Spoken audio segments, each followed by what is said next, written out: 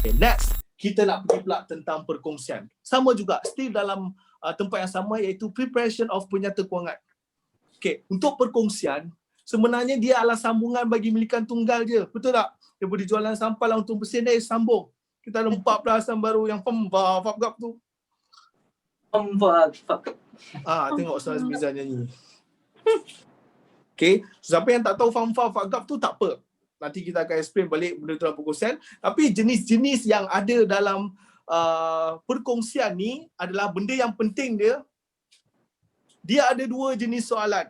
Iaitu yang pertama, soalan saya panggil version panjang. Version panjang tu maksudnya dia bagi pada awal. Benda jualan tu lah kena buat. Selalunya. Like, okey ke? Sekejap je, dah okey balik. Okey. Kacau lah lag dia. Kat mana tadi? Baru tengah semangat. Pendek, soalan panjang. Soalan pendek, soalan panjang. So, soalan panjang selalunya senang. Maklumat tambahan dia. Dia test awak on format. So, please brush up your format. Okay? Itu dekat bahagian soalan panjang. Tapi soalan pendek ni, soalan dia pendek je. Dia minta you buat pelarasan. Kenapa saya panggil dia pendek? Sebab dia tak ada pada jualan. Dia terus bagi kat awak untung bersih. Okay, dia terus bagi kat awak untung bersih. Lepas untung bersih, lepas tu ada pelarasan yang before untung bersih kena adjust. Untung bersih tu kena adjust. Tapi nak adjust untung bersih tu, you tak boleh adjust macam ni. You kena ada skill sikit kat situ. Itu pun kita akan bincang balik dalam seminar. Okay.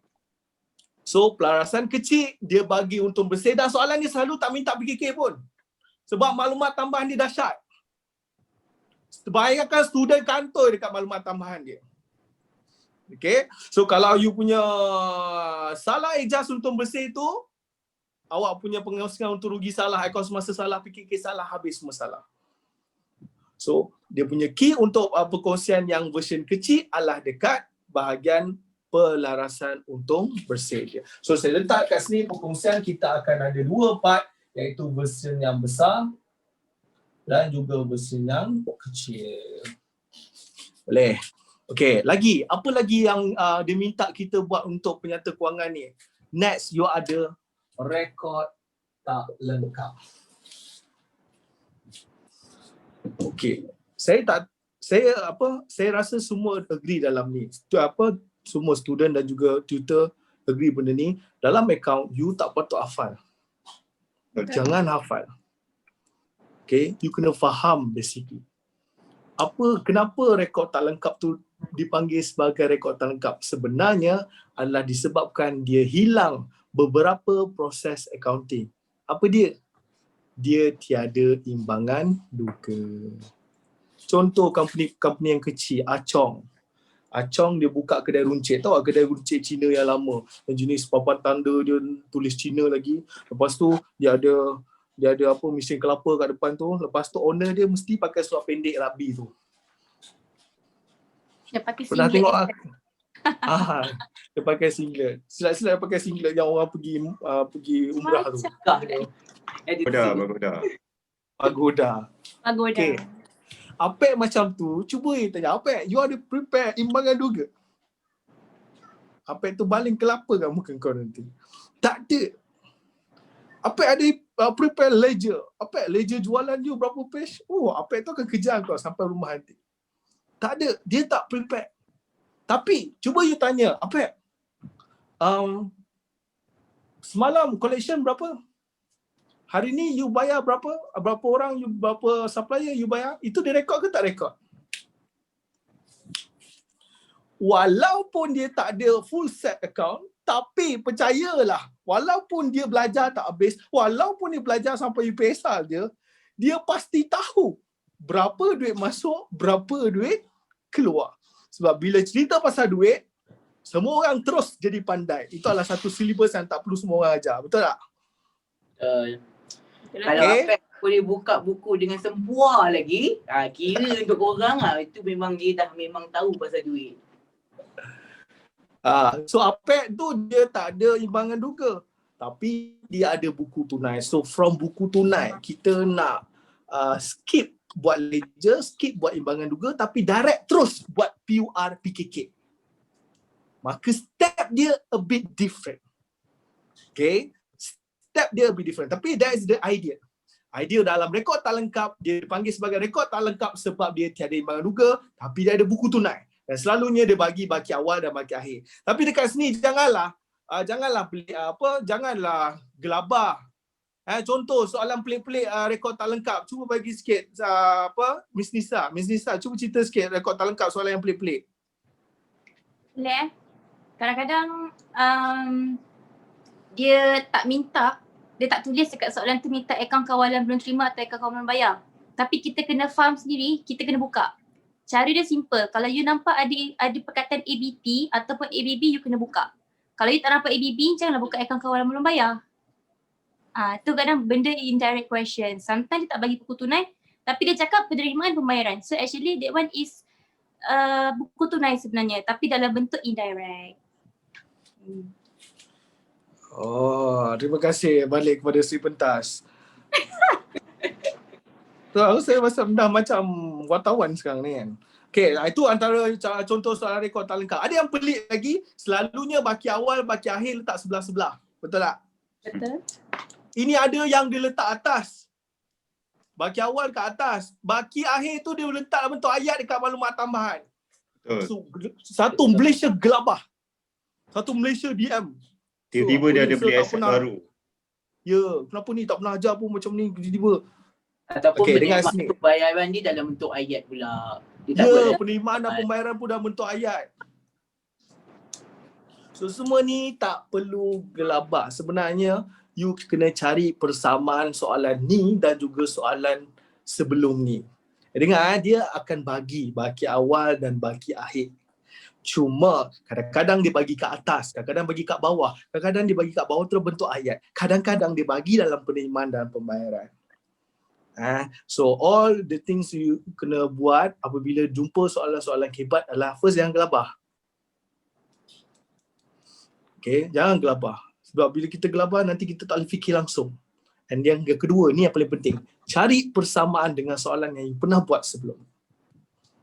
Kebanyakan soalan akaun dia pelik, bukan dia hanya layout dia pelik, iaitu dia punya position, dia letak tu je yang pelik. Yang lain semuanya sama. Boleh? So itu rekod tak lengkap. Dan rekod tak lengkap, dia ada kawan baik ataupun saya panggil girlfriend atau boyfriend dia. Ini adalah cinta yang haram di dalam accounting ni. Iaitu apa topik yang sama dengan rekod tak lengkap ni? Cara buat, yes, iaitu kelab persatuan. Kenapa cinta yang haram? Sebab apa? Kalau keluar rekod tak lengkap, haram keluar kelab dan persatuan. Oh, yes. Bagus. Itu bau best. So, kenapa? Ya, macam Ustaz Mizal cakap, kalau rekod tak lengkap keluar, kelab persatuan jarang keluar. Kalau kelab persatuan keluar, rekod tak lengkap. Dia macam seorang pergi kerja, seorang duduk rumah masak lah. Macam tu lebih kurang. Okay. Rizwan, tapi satu rekod tak lengkap dia ada dua kaedah. Biasa kalau keluar kelab persatuan, rekod tak lengkap akan keluar kaedah perbandingan yang lebih senang. Ya, lupa nak mention kat situ. Tapi yang bahagian perbandingan tu dia bukan preparation penyata kewangan, dia lebih kepada nak cari untung dan rugi saja. Tapi yang itu saya akan cerita dekat sebelah sini nanti. Alright. Okay, yang saya cerita tadi adalah more kepada kaedah analisis. Boleh? Okay. So, kelab persatuan. Kenapa saya kata dia cinta dua alam dengan rekod tak lengkap ni? Sebab cara buat dia sama, layout dia pun sama. Dan you boleh fikir logik sebenarnya kenapa dia jadi sama. Sebab kelab, adakah dia orang organisasi yang bermotifkan keuntungan ke bukan keuntungan? Cuba jawab. Dia organisasi yang bukan bermotifkan keuntungan. Maka agak-agak awak dia banyak duit ke sikit duit? Sikit. Bila sikit, it's hard for them untuk hire accountant. Untuk dia nak bayar accountant buat ledger apa semua tu, kau ingat murah ke? Mahal. Maka dia orang buat orang panggil akaun pasar malam. Lebih kurang lah. Sama macam kedai Apek tadi. Okay, iaitu dia hanya rekod berapa duit masuk, berapa duit keluar, berapa asset liability ada. Maka dekat situ sama cara buat dia dengan rekod tak lengkap. The only difference adalah layout PUR dia. Kalau rekod tak lengkap, dia adalah bisnes, kan? Maka you kena buat PUR PKK. Tapi untuk kelab persatuan, dia bukan bisnes. PUR dia tukar nama. Apa? Dia tukar nama kepada apa? PNP. Thank you Ishraf. Thank you yang lain. Dia tukar nama kepada pendapatan dan perbelanjaan dan cara buat dia lebih mudah. Dia tak ada stok awal, stok akhir. Hasil letak tepi, belanja letak tepi, tolak. Kalau positif lebihan, kalau negatif kurangan. Betul? Very simple. Cara buat dia sama macam rekod tak lengkap, cuma ending result dia adalah yang tu, rekod tak lengkap you kena buat PUR, yang ni kena buat PKK. Boleh? Okay. So basically, 4 ni adalah soalan-soalan yang besar. Saya terus tulis markah kat sini. Nanti Azmiza akan terangkan lebih lanjut tentang kertas 2. Tapi saya nak tunjuk markah dulu. Milikan tunggal. Dengar soalan untuk soalan 2 dan soalan 3 iaitu soalan wajib awak yang 25 markah tu boleh keluar dalam beberapa topik besar. And these 4 are all in the list. Okay, milikan tunggal selalu keluar boleh jadi soalan 20 ke 25 markah. Perkongsian sama juga, tak kisah dia besar ke kecil, dua-dua boleh jadi 20 ke 25 markah. Okay, rekod tak lengkap, kaedah analisis. Kaedah analisis boleh jadi 20 ke 25 markah, sama juga dengan level dia, iaitu kelab persatuan pun boleh jadi 20 ke 25 markah. Boleh? So, saya bagi step kat awal kepada siapa yang akaun dia fail ataupun dia dah rasa give up. Saya nak bagi awak peluang kedua ni. First kali, kalau you nak belajar balik lah. First kali kau kena rasa nak belajar lah. Tu yang pertama. Kalau kau tak nak belajar, macam mana pun kita hentak dia pun, dia memang tak nak belajar. Tak buat macam mana? Assalamualaikum. Apa yang hentak-hentak ni Assalamualaikum. Apa yang hentak-hentak ni nak hentak siapa tu? Kenapa lambat? Ada hal. Okay, welcome untuk Sir Farid kita. Juga salah seorang speaker dalam seminar SPM nanti. So, hi kat dia sikit. Hi sikit. Sikit dah lah. Macam saya kata tadi. Kena denda sir, kena denda. Allah, denda apa? Dah malam dah ni, denda apa? Mau pukul 3 malam apa dia. Okey, sambung. Okey, sambung. Kat mana tadi? Saya bagi tips sikit untuk siapa yang rasa dia dah give up tu. Okay, pertama, you rasa mesti kena ada rasa nak belajar lah. Yang kedua, apa benda yang you perlu tackle dulu? Dengar ni, tips mudah untuk awak. Yang pertama, you kena tackle adalah pelarasan dulu. Boleh? Mantapkan awak punya pelarasan dekat form 4. 4 benda tadi. Okay, pelarasan dan juga PUR PKK. Lepas tu, dah habis pelarasan, ada 6 topik yang you kena masterkan. Ni, 1, 2, 3, 4. Lagi 3 adalah 7 topik kos pengeluaran, belanjawan tunai dan juga apa lagi satu? Penyata penyesuaian bank. 7 topik besar tu dulu. Okay. Dan 7 topik besar tu saya dah cerita. 4 dia sama. Apa dia? You kena buat PUR dan PKK. Nampak? Janganlah pecahkan ni satu topik. Jadi banyak nanti. Boleh? Okay. So itu adalah part yang pertama, iaitu tentang preparation of penyata kewangan. Ini kena buat PUR PKK. Ini PUR PKK, cuma dia ada sambungan pengasingan untung rugi tambah yang FAMFA FAPGAP tu. Lepas tu kita ada akaun semasa. Okay. Lepas tu rekod tak lengkap, sama ending dia dengan milikan tunggal. Cuma dia tak ada imbangan juga. So cara buat dia lebih berbeza sedikit. Okay. Dan last sekali, kawan ataupun couple kepada rekod tak lengkap ni, iaitu kelab persatuan. Cara buat sama macam rekod tak lengkap. Cuma ending dia, ya ini kena buat PUR, yang ini kena buat PNP. Okay. Seterusnya, lepas you dah ada penyata, sebelum you nak buat penyata kewangan ni, of course, you kena buat daripada dokumen sampai imbangan duga. Itu adalah perkara sebelum penyata kewangan. So saya letak dekat sini form 4 bab 3 sampai bab 6. Okay, so Soma ada lagi? Soma ada emergency kot. Oh, dia ada emergency. Dia cakap dengan saya tadi. Dia ada emergency. Tak apa. Safarid, cerita sikit. Laju punya. 2-3 minit. Cerita pasal bab 3 sampai bab 6 ni. Bab 3 form? Form 4. Form 4. Dokumen sampai iman juga. Okay, sabarlah bagi aku cakap kejap. Okay, yang pertama, form 4 bab 3 kita ada dokumen sumber, betul?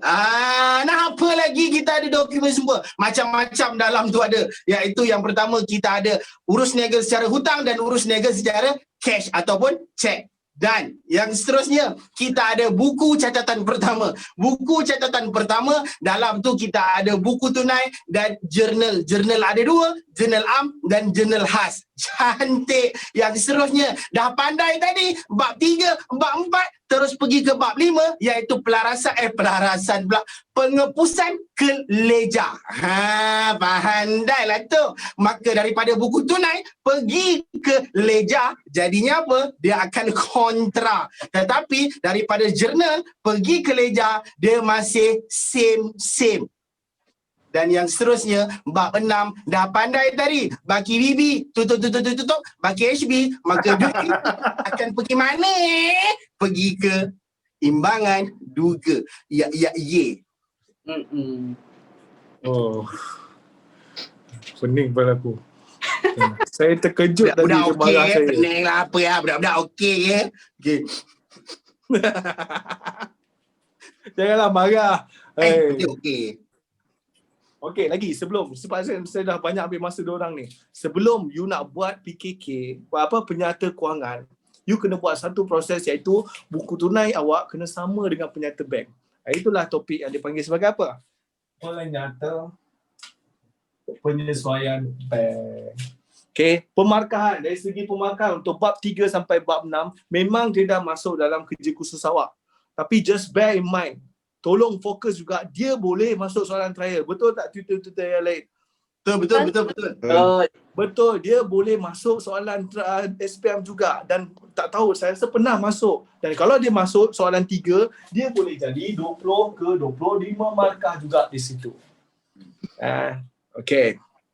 So tolong Tapi revise back. soalan tu dekat soalan pilihan lah di bahagian B. Boleh jadi pilihan. Okay.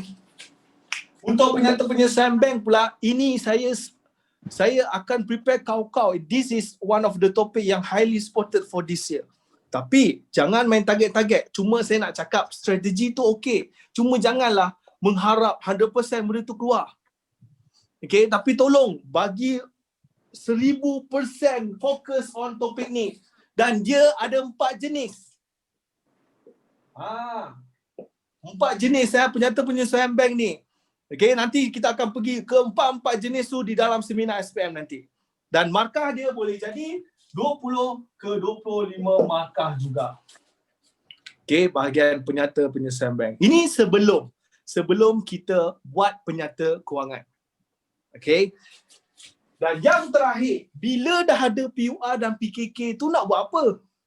Takkanlah apa kerja accountant, buat daripada dokumen sampai PKK, lepas tu PKK balance happy. Itu je kerja kau. Oh, kesian. Okay, takkanlah tu je kerja dia. Sebenarnya untuk pengetahuan awak, daripada dokumen sampai PKK tu bukan kerja accountant. Itu kerja orang bawah dia. Account executive dia sebenarnya kerja dia. Accountant finalize je. Dan selepas tu baru start kerja accountant. Apa dia? Itulah dia panggil sebagai first topic awak, analysis. Okay. Saya tahu topik ni you hafal formula je kan. Nanti kau dah ambil CCA, mana tahu kau jumpa Sir Azmizal, saya rasa dia ajar benda ni. Tunggulah bahagian tafsiran dia. Bukan sekadar hafal sahaja. Tafsiran tu adalah benda yang more important compare to apa formula tu. Sebab zaman sekarang ni everything machine buat tau.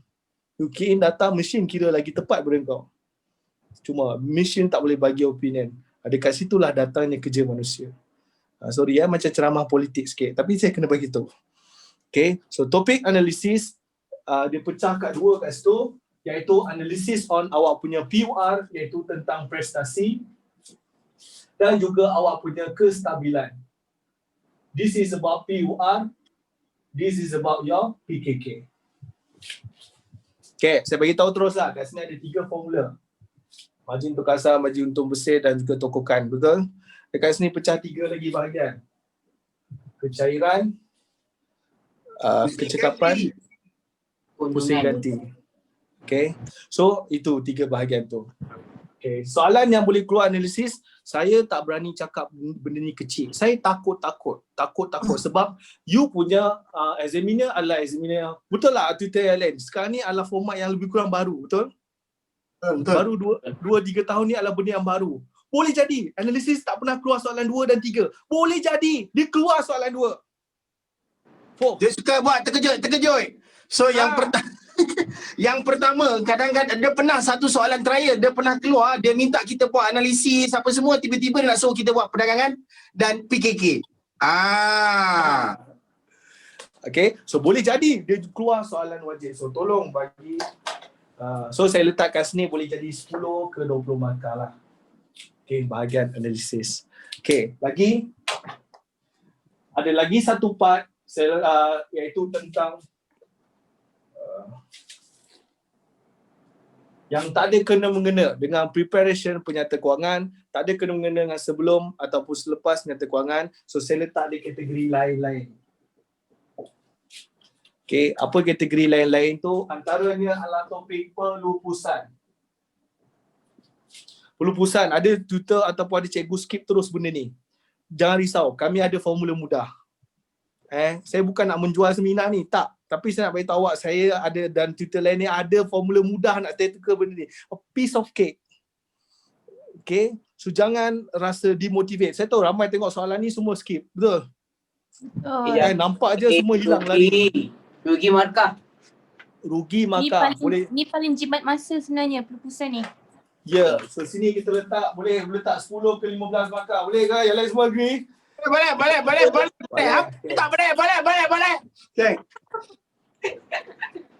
Okay. Dia ni kalau bawa pergi mall, kecoh.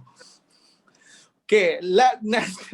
Kita ada lagi yang tak ada berkaitan dengan preparation ataupun sebelum selepas adalah tentang syarikat berhad.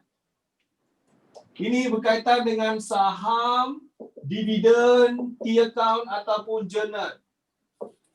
Okay, lebih lanjut kita akan cerita dalam SPM nanti, dalam seminar nanti. Saham, dividen dan juga T-account dan juga dalam bentuk journal dia. Okay, lagi ada saya terlepas lagi, tolong jap Twitter. Macam ada terlepas Belanjawan satu tunai, ya. sir. Belanjawan tunai kita lakukan selepas PKK belanjawan itu akaun dalaman, itu belanjawan tunai lah.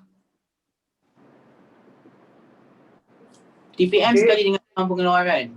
Ya, belanjawan tunai, TPM dan juga kos pengeluaran kita buat sebelum. Okay, sebab apa? Sebab kos pengeluaran tu adalah sebenarnya satu item kecil daripada kita punya PUR. Okay, boleh? Kelas kita habis pukul apa? 3 suku. 3.45. 3.45, lambat lagi. Oh, 3.45. Bukan 3 Okay. suku. Miss Nisa, cerita sikit kos pengeluaran lajunya. Okay, kos pengeluaran Kos pengeluaran ni dia ada 2 jenis.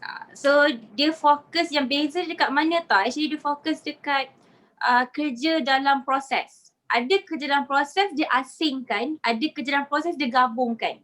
Yang lain semuanya sama. Okay, dan kos pengeluaran ni korang kena ingat dia semuanya everything berkaitan dengan kilang. Nampak je pejabat, tolong keep dia. Memang tak ada kena mengena langsung lah dengan kos pengeluaran ni. Okay, lepas tu dah settle everything semua, korang kena tahu format kena hafal. Macam biasa, faham, yang penting faham.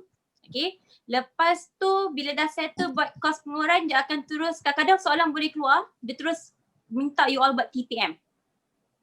So be prepared dengan questions yang macam tu.